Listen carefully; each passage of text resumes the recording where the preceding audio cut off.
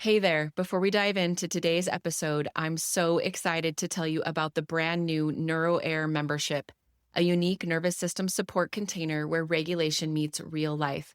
As a member, you'll receive access to the brand new NeuroAir regulation support app. Plus, you'll be able to join our private heartbeat community completely off social media. You'll also get monthly live coaching, somatic practice labs, and a container where naming isn't shaming and transformation happens through supported practice. Are you ready for real nervous system support? Visit leannahunt.com/NHM podcast to learn more about joining our regulated community. The link will also always be in the show notes. And just a note, this membership is not therapy or crisis support. And due to my ethical responsibilities, unfortunately, it is not for current clinical therapy clients. Past clients, please reach out directly to discuss options. Now, let's dive into today's episode.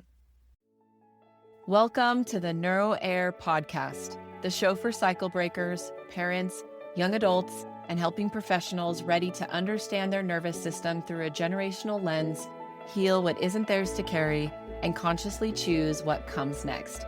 Hi, I'm your host, Leanna Hunt, an associate clinical mental health counselor and certified performance coach. Each week, you'll get stories, science, and somatic practices, plus my signature 4N framework: notice, name, nurture, and navigate, to help you honor resilience, break silence, and build deeper connection with yourself and those you love, all while shaping a legacy of safety, freedom, and possibility. Welcome back to the NeuroAir podcast. Over the last few weeks, we've talked a lot more about your window of tolerance and expanded the 4 N's by slowing them down: notice, name, nurture, and navigate. And I truly believe that if you've been following along, you are understanding your nervous system a little bit more by now. Maybe you are now identifying cues sooner. Maybe you're more aware when you're moving towards the top or bottom of your own window of tolerance. And maybe you are starting to use a new language to describe your nervous system. And maybe you're still snapping at your kids, or you're still shutting down in hard conversations. Maybe you are still spiraling and overthinking, or still scrolling when you said you wouldn't. And somewhere inside, there might be that quiet thought: why am I not better at this by now? If you felt that, today's episode is for you. Because knowing the work and integrating the work are not the same thing. And getting triggered does not mean that you are failing or something is wrong with you or that you are a bad parent. Remember that awareness lives in the prefrontal cortex, as we've talked about, that logical part of the brain. And those triggers often live in your survival brain. So under stress, as we've talked about, that prefrontal cortex, that part responsible for reasoning and impulse control, can partially go offline. So in the heated moment, you're not accessing the same brain you use while listening to this podcast, for instance, or reading a book, or connecting when you feel calm and supported. So if you quote unquote knew better, but didn't quote unquote do better, that doesn't mean you're broken. It means your nervous system was in charge. There are still moments when David wants to bring something up, something vulnerable, something that's bothering him, something he wants to improve in our relationship. And even though I teach this work, and even though I understand my patterns so deeply, I can still experience my body going into defensiveness. I still feel that tightness in my chest, and my tone still gets sharp and loud. There's this immediate impulse to explain myself or protect myself that still shows up. And afterwards, I can think, I know this pattern, and I do. But remember that knowing the pattern is not the same as having a fully trained response when my nervous system feels threatened. Because in the moment, my body is responding faster than my insight and that logic. Does that make sense? The nervous system runs on repetition, not on inspiring thoughts in the moment. Your nervous system runs on what has been practiced the longest. So instead of shaming yourself for the reaction, it really helps if we can get curious about the nervous system state. And this is where I want to offer you just a really small tool I call the micro state check. You can save these questions. They'll also be in the show notes, but here's how it works. After a moment of activation, just gently ask yourself, okay, what number was I at when I reacted on a scale of 0 to 10? 10 being the most intense it's ever felt in your body, 0 you don't feel it at all. Number 2, can I name what was actually happening in my body? Do I get tight? Was my skin hot? Did I feel more numb and wanting to collapse? And then the third, can I notice what my system wanted to do? Was I trying to defend myself? Was I trying to escape? Was I trying to shut down? Or was I trying to bypass everything that I needed to please the other person? That's it. These questions are really just about noticing. Noticing is our first N, because noticing helps build that integration. And here's a reflection question I want you to sit with also, just to help you understand yourself a little bit more. Where in my life am I expecting cognitive insight to override nervous system conditioning? Again, where in my life am I expecting this logic to override these maybe ancient nervous system patterns? And this question matters. If you believe that knowing something should automatically change your reaction, you might just keep shaming yourself when it doesn't. You might think things like, I know this pattern. Why am I still doing this? Or I've read the books. Why can't I just stop? Or maybe it's, I understand my triggers so much more now, but why do I still get so reactive? Remember that your conditioning lives in your body. It lives in repetition. Nervous system conditioning lives in years and sometimes decades of practiced neural pathways. Cognitive insight, all this work and this knowing, is like installing new software into the system. Does that make sense? But nervous system conditioning is like rewiring the electrical system of a house. One is faster and one requires repetition. When we expect our insight to override this conditioning, it can often feel like pressure. And remember that pressure narrows our window of tolerance. Pressure does not create integration. It creates contraction and often restriction. But when you can start to understand that integration requires practice, especially in those safer, calmer moments, you can start to move from shame into strategy and from self-criticism into building skills. That shift alone can help widen your capacity.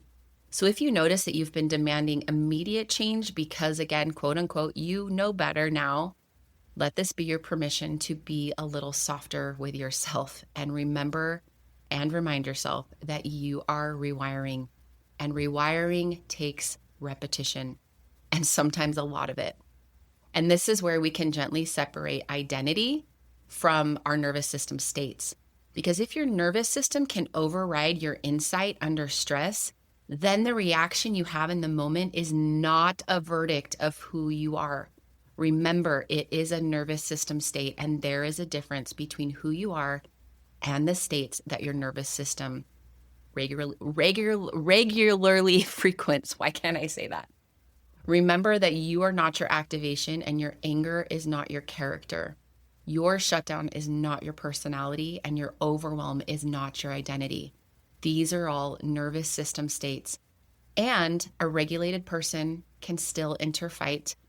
A healed person might still freeze, and a grounded person can still yell. Remember, we need those states for actual threats. So the goal is not eliminating them. The goal is having shorter duration of those perceived threats, faster recovery time, less shame, and more repair with yourself and with others. Regulation is less about always being calm and way more about flexibility. Let me offer you a brief example. Let's say before you start doing your own system work for your nervous system, that you regularly snapped, and then you would justify it. You might stay distant for a day or a few days, and you avoided repair at all costs because that required too much vulnerability. And now you've started doing your own work and you still snap. And here's the but you notice it now, and you notice it sooner. You are starting to feel the discomfort and the tightness in your chest. You can sit with the shame for a moment, and here's the most powerful part. And then you come back and you repair. You guys, this might not feel like anything big, but it is massive change from what you were doing before. So even if the snap still happens, does that make sense? You are still making huge improvements because we have to redefine what progress looks like. So if your measure of growth is something along the lines of, I never get activated, then you will always feel behind or maybe bad when you do get activated.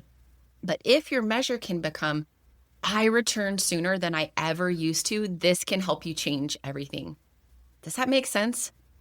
So instead of asking, why did this happen? What would it be like for you to ask, how long did it take for me to come back? Okay, did it take me 3 days or 1 day or an hour or 10 minutes? Maybe start practicing your duration, like tracking your duration instead of perfection. So as you start to track, you can start to notice that your capacity is expanding. So instead of taking 3 days to come back, it's only taking you 1. Or maybe instead of a few hours, it's only taking you 10 minutes. Remember that as we try to look at how we are improving perfection and this goal of having to be perfect at something, measuring perfectionism isn't going to tell you anything or give you back that information that is going to help you grow. So a question I want you to sit with is, am I measuring growth by complete elimination or by my recovery? This question matters because if you are measuring by elimination, which again is where perfectionism is, you might be setting yourself up to fail. But if you are measuring by recovery, you are honoring how nervous systems actually heal. They don't become still 100% of the time, but they can become more flexible and expansive. They don't stop activating because, again, we need that activation within us, but your nervous system can come back faster. And that coming back is where I truly believe true resilience lives. And here's something that no one prepares you for when you start doing this work, or at least no one prepared me for. Sometimes it can actually feel harder before it feels easier. Because when you learn to notice, you actually will notice so much more. Before this work, you were dysregulated without that in-depth awareness. Maybe you snapped and moved on. Maybe you shut down and you justified it. Maybe you overworked and you didn't allow yourself to look at it or slow down. And maybe like me, you spent time in an addictive pattern like emotionally eating, and you made it mean that you were bad or something was wrong with you. And now you start to notice the tightness in your chest sooner. You can hear the tone of your voice, and you are noticing the urges way before the behavior. You're also maybe sensing that anxiety under your scrolling. So at the beginning, awareness can often feel like, I feel like I'm getting worse, or I'm way more reactive than I thought. Or you might be asking, geez, why am I noticing so much? But please hear me when I tell you that you are not worse. The lights just came on, okay? Imagine walking into a room that's been dim for years. Think about a room in your house where you stash stuff. A lot of my clients, a lot of my friends, we've all got a place like this in our house. It's the place we just don't go to when guests are coming over or we're cleaning our house. We just put it all in this space. So I want you to imagine walking into a room that the lights have been off for years and you avoid this room. You flip the switch after you open the door and suddenly you see the piles because you're standing there with curiosity. You actually notice the clutter that's been building up, and you notice the dust, and you notice the things that you have ignored. The mess didn't appear because you turned on the light. Remember, it was already there. It's just now that you can see it. Does that make sense? And this doesn't mean that as you're doing this in your nervous system that you're regressing. I want you to look at it more as attuned consciousness. You are just more aware of what your body has already been doing for a long time. And when I say attuned consciousness, it just means deeper awareness of our own nervous system states. Let me give you a personal example. As I've talked about in a few episodes, I emotionally ate for years and I barely registered those deeper nervous system patterns. And back then, there wasn't language for that. Maybe you had that in the 90s, but I did not have that. So now I can feel the urge sooner. I know my body signals and I'm so much more aware. And guys, I am still not 100%, and I let that perfection go a long time ago. It's okay for me to say I still have triggers, but I also remind myself that I am still always learning about myself and that is okay. When I first started this work with Notice, awareness felt super uncomfortable because, again, it was the first time I had really flipped the light switch on. So, of course, it is okay if it feels uncomfortable for you too. You are feeling what was previously numbed. You are noticing what was previously automatic. And that discomfort, oh, my friends, that's growth. So here's a small practice you can try. When you catch yourself in a pattern, instead of instantly going to judgment, and remember, that's just that path that the brain has always done for you, I want you to try to gently say and redirect and just say, the light just came on. Not here I go again, and not I should be past this. Just the light just came on, and look at what I am noticing that I never allowed myself to before. That phrase can really help reduce the shame and reinforce our own personal progress. And it's helping tell your nervous system, this is awareness and not a failure. And remember, awareness widens the window of tolerance for you. Judgment, on the other hand, is part of that constriction, and it narrows it. So instead of asking, am I getting worse? What if you just started asking yourself, what am I noticing now that I couldn't see before? Because what you can see, what you can work with. Let me say that one more time. Because what you can see, you now can work with, because you're starting to bring awareness to it and creating a relationship with it. What you couldn't see ran you, and probably ran you for a really long time. And this shift can be massive. Remember, you aren't getting worse, but you are awake now. And being awake is the first step towards real change. And this is where something else really important comes in. If awareness is the light turning on, and if your nervous system can override insight under stress, then we have to talk about how the brain actually learns, okay? We have to practice regulation when we are calm, not just when we are triggered. Because when you are fully activated, again, that logical part can go offline. And when it does, as I've said before, your brain is going to run the strongest pathway that it knows, not the newest one and not the most inspired one. It is going to run the practiced one. I ask my clients this question all the time. If you were learning a critical skill like CPR, would you practice for the first time in a real life-threatening emergency? And you might laugh and be like, of course not. That's so dumb. But it's just the same way with our skills. When we think about learning CPR, you're first going to practice in a calmer environment. You're going to have instructors there. You're going to practice on a dummy. And you're going to practice over and over until you get it right, so that when the actual emergency happens, your body already knows what to do. And I want you to think of regulation as the same thing. Let's take a coping skill, for example. If you only try breathing when your activation level is at a 10 and you're fully flooded and activated, that's like attempting CPR for the first time in a real life crisis. But if you can start practicing breathing when you're at a 3 and maybe just mildly irritated, if you can practice naming your state when you're just slightly overwhelmed, and if you can practice stepping away before you're fully escalated, you are building new neural familiarity. You are training your nervous system in safety, and you are creating alternative pathways. And repetition in safety is what helps rewire your brain. Here are a few ways that you can practice when nothing dramatic is happening. Again, we've done this a lot, that diaphragmatic belly breathing, where you inhale through your nose while you're pushing out that lower belly at the same time, and then just having a mindful, longer, slower exhale. Do this a few times in a row, and maybe just a few times a day. Maybe it's practicing with temperature stimulus. Maybe it's spending time in the heat, or like a sauna, or taking a bath, or maybe it's cold water on your wrists in the middle of an ordinary afternoon if you're just starting to feel like you shut down.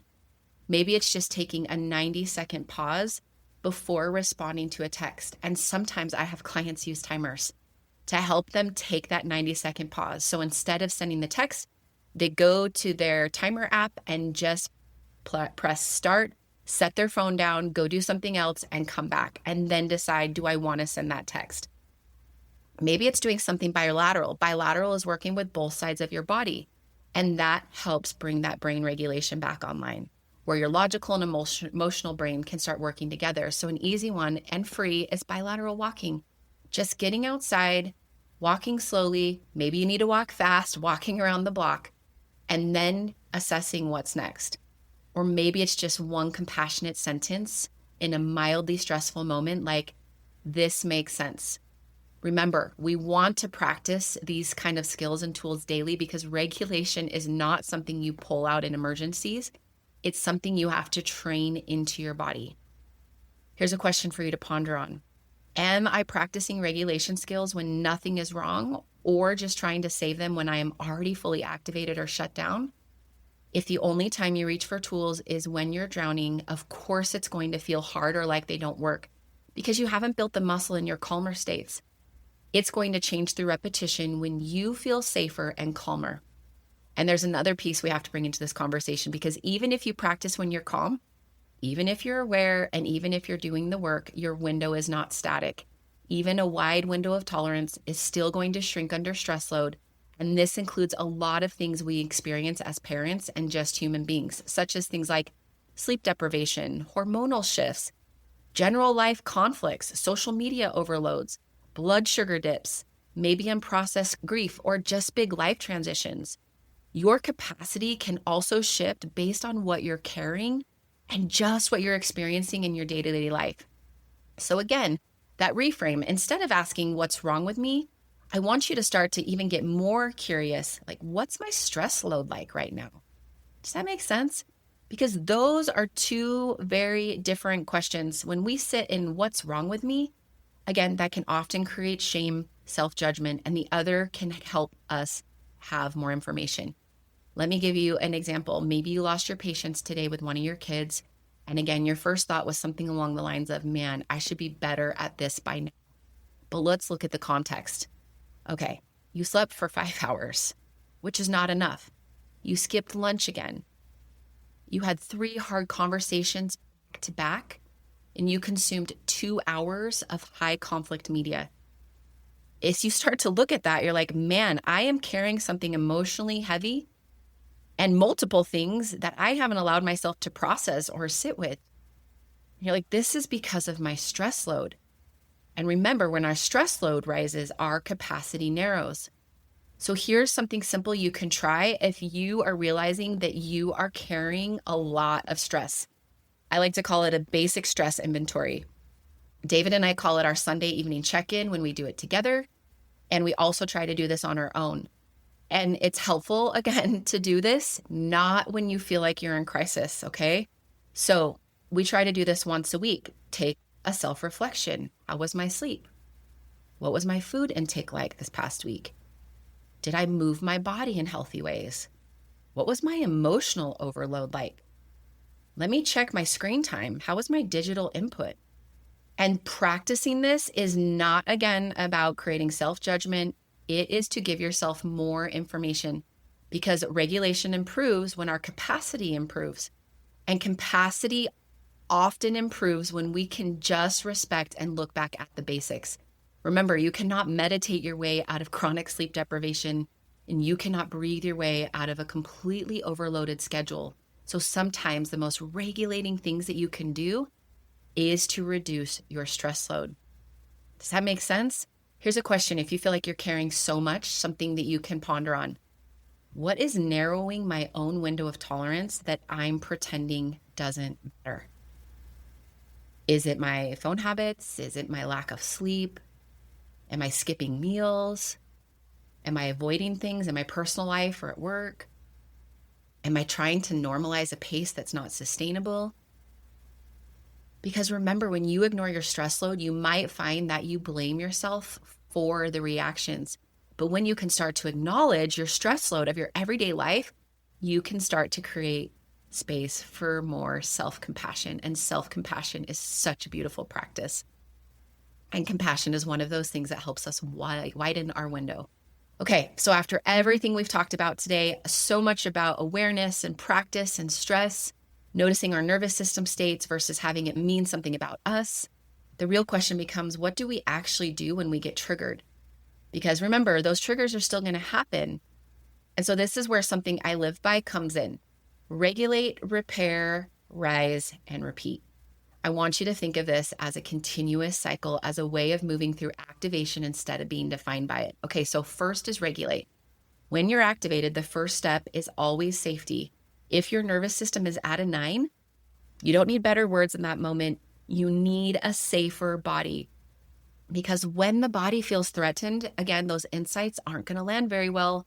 Logic isn't going to land. Even the best communication tools probably won't work. So here's an example. Again, about you snapping at your kids. So you snap at your kids, you feel that heat rise in your face, your voice gets loud, and the room starts to feel like it's almost electric. So before you justify, before you explain, or before you spiral into that severe self-guilt, you pause and you regulate. Maybe you excuse yourself to go into your room or step into your bathroom if you need to. You splash cold water over your face, or you drink a glass of cold water. You just sit there and look in the mirror and slow your exhale. You feel your feet on the floor and you lower the activation before you do anything else. Because regulation can soften that storm. Remember, regulation isn't going to prevent the weather, but it can prevent escalation. Here are a few more ways that you can regulate in the moment. You can ground through your senses. Name what you see. Just notice all the things around you that you hear. Or maybe you want to feel different fabrics or your pet or hug one of your kids. Okay? Exhale longer than you inhale. Maybe it's moving your body like 20 jumping jacks or push-ups or just that brisk walk outside. Maybe it's just placing a hand on your chest with gentle pressure. None of these are going to change your life, but they can shift your state. And remember, your nervous system state determines your access to your choices. Number 2 is repair. This is where so much healing actually happens. Repair transforms shame into connection. And if you grew up in a home where repair didn't happen and you were never shown how, this step might feel extra vulnerable for you and even uncomfortable. But it is powerful, and remember that learning repair is how lineages shift. So let's go back to the example. You snapped, you then regulated, and now you return to your child and say, I am sorry, I was just feeling so overwhelmed and this had nothing to do with you. You do not have to blame, you don't have to justify, you just own your nervous system state. Or maybe the repair is internal, like saying something to yourself. That reaction, Leanna, makes sense given our stress load today. Repair can prevent rupture from becoming our identity. And a dysregulated moment does not have to define you or your relationships, but a lack of repair can for sure influence them. And that's not to shame you, it's actually to help you feel empowered, because repair is always available. Here are some simple repair tools for you. Maybe it's just a simple apology without over-explaining. Maybe it's just naming your nervous system state out loud to yourself or to your family. Maybe it's making eye contact and softening your tone intentionally. Maybe it's asking forgiveness or a self-forgiveness statement to yourself. Or maybe it's taking a few minutes at the end of the day to just write a few things in your journal, like noticing what happened, what you felt, and what you want to do differently next time. Remember, repair helps restore that safety, and safety widens your capacity. And finally, we rise. Only after regulation and repair, we rise. And what do I mean by rise? Rising is that integration. It's the moment when your nervous system is calm enough to reflect instead of react. It's asking, what did this activation actually teach me? Again, instead of what's wrong with me. It's asking, what is my stress showing me? Again, it's going back, starting with your basic core needs. Was I sleep deprived? Have I been avoiding a boundary? Am I trying to do too much alone? Rise is truly where that awareness becomes wisdom.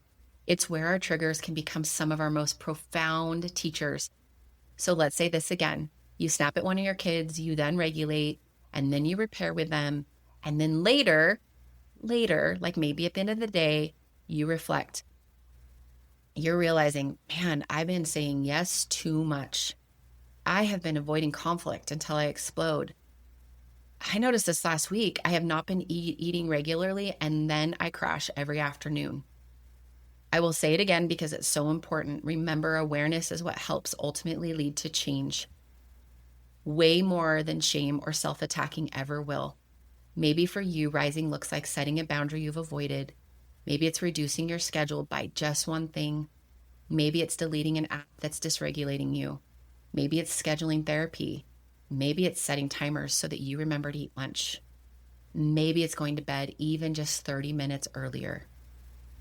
Okay, we don't skip to rise. We regulate, we repair, and then we rise. Because if you try to rise without regulating, you might be bypassing something really important. And if you try to rise without repair, you might build resentment. But when you can move through this full cycle, powerful things can start to shift. The trigger doesn't disappear, but it no longer owns you. Let me say that again. Does that make sense? The trigger doesn't disappear, but it no longer owns you. So let's just place one hand on our chest for just a moment. Take one slow breath in through the nose and gently ask myself, where in my life am I still being so hard on myself? Just notice, just that awareness. Remember, regulation is a relationship. It's a relationship with yourself. If staying connected to yourself, even when your nervous system spikes, and that relationship with yourself is how lineages can change. Because when you regulate instead of escalate, when you repair instead of withdraw, and when you rise instead of shame, your children experience something different. Your partner can experience something different. Your experience can be different with yourself. Your triggers can start to become turning points. Regulate, repair, and rise. This is how nervous systems change. This is how capacity expands. This is how shame starts to loosen its grip. And this is how we move from reaction to wisdom. And this is how we become the steady nervous system in our lineage. And I want you to see something as we close. Regulate, repair, and rise. This isn't separate from the four ends we've been building, but it's how they live. Notice is the moment you realize you're activated. Name is identifying the state. Nurture is regulation. It's bringing safety back into the body. Navigate is repair and rising. It's choosing what you do next from a wider window. The four ends help you move through a moment. Regulate, repair, and rise help you move through a pattern. They're not different systems. They're just different layers of the same work. And when you begin living this rhythm, working on this cycle, you can stop eliminating that self-blame and self-doubt in yourself. Does that make sense? And you will start building more beautiful capacity.